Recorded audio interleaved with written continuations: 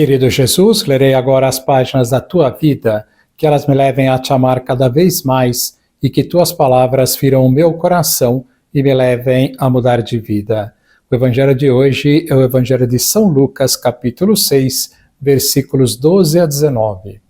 Naqueles dias, Jesus foi à montanha para rezar e passou a noite toda em oração a Deus.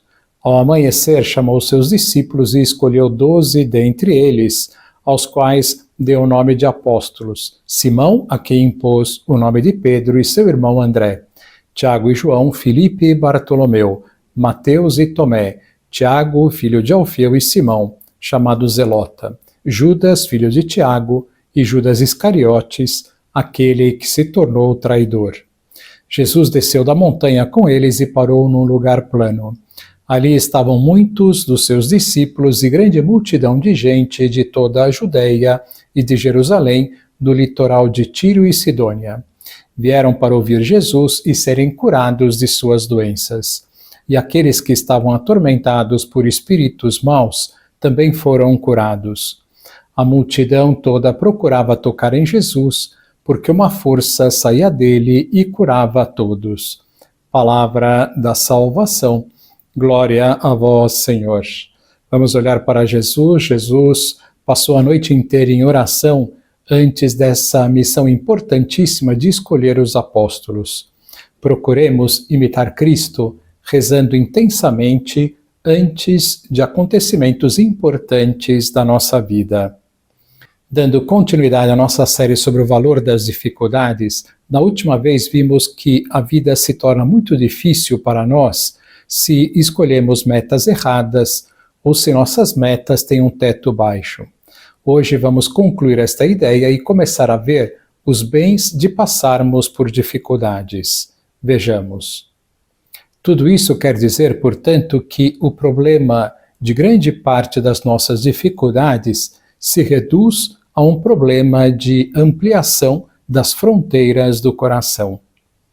No novo dicionário dos que aceitam os limiares de Cristo, o verbete dificuldade deve ser explicado assim: dificuldade, a maior parte das vezes é o mal-estar gerado pelos nossos defeitos ou pela nossa mediocridade.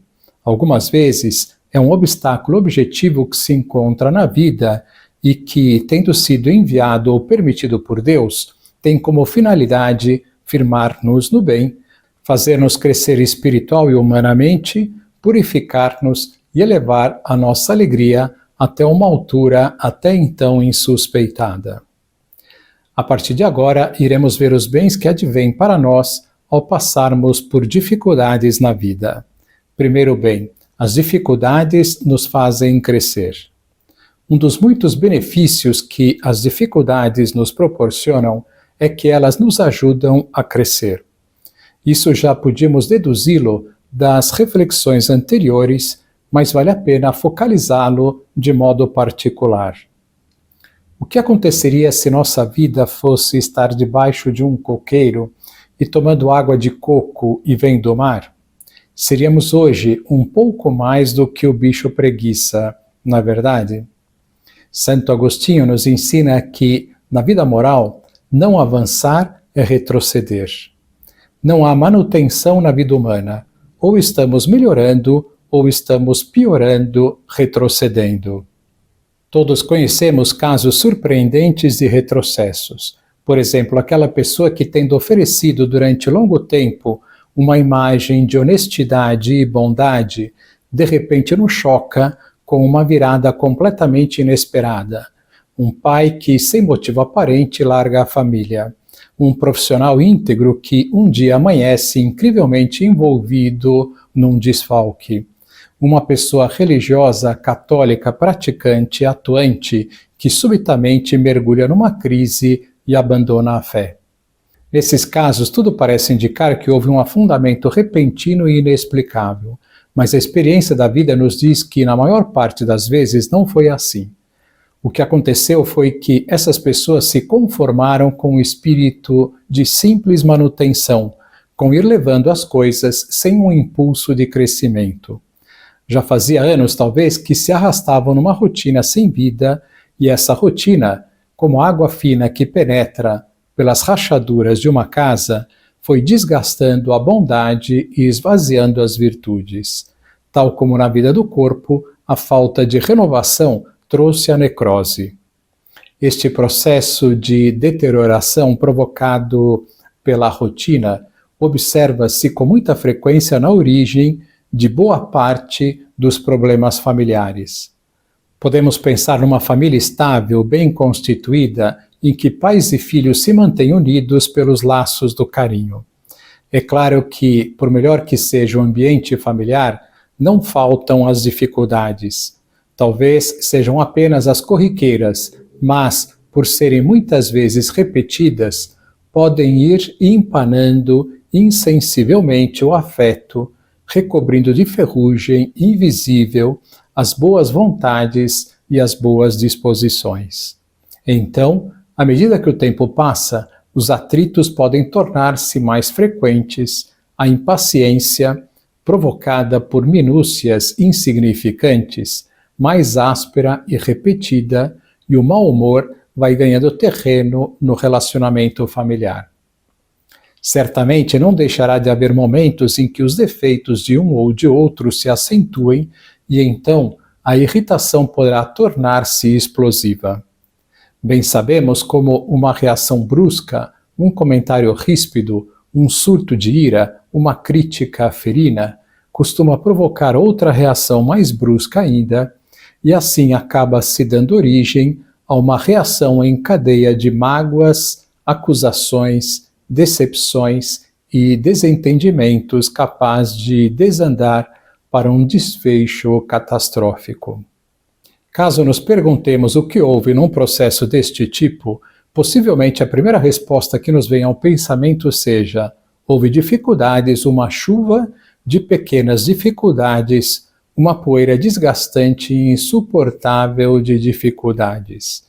No entanto, a resposta verdadeira é outra. O que houve foi uma recusa em crescer. Na realidade, cada pequena dificuldade estava pedindo um pouco mais de paciência, um pouco mais de generosidade, um pouco mais de abnegação e esquecimento próprio, um pouco mais de humildade.